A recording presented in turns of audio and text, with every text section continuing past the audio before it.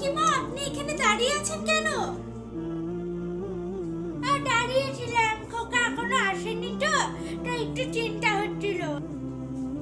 আপনার ছেলের আসতে আজকে একটু দেরি হবে, আমাকে বলে গেছে ও। খোকা দেরি হবে আজকে আসতে? আপনার খাবার দিয়েছি, চলুন খেয়ে শুয়ে পড়বেন। খোকা ফিরলে আমাকে একটু জানিয়ে দিও। হ্যাঁ চলো চলো।